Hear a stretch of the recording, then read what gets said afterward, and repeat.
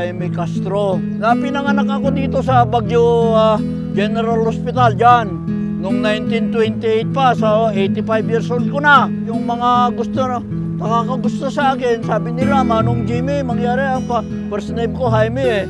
Pero yung hindi nakakagusto sa akin, Rebel of Cuba, sabi nila, mangyari. Apelyido ko Castro eh, Rebel of Cuba.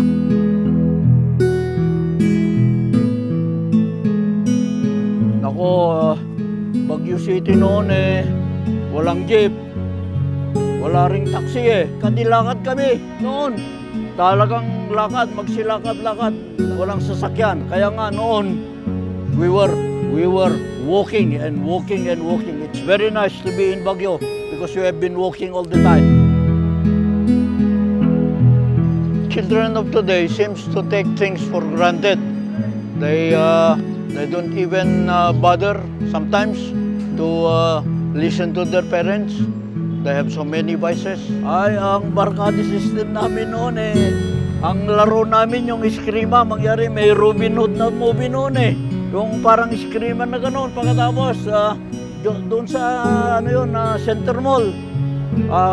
Flat yan. Doon kami naglalaro ng football.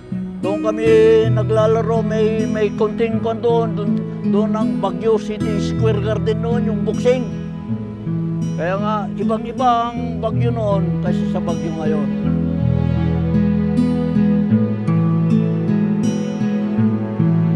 Of course, we all miss the old Baguio. We cannot stop progress. But we have our children to continue what we have started.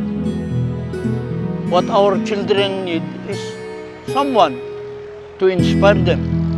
A role model, perhaps.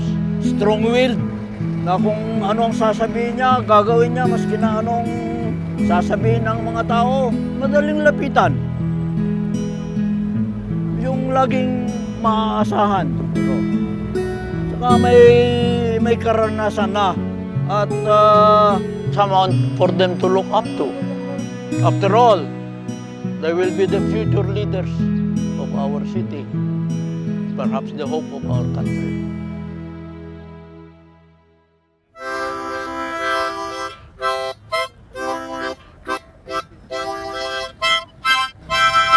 Sa iyo, ano bang opinion mo?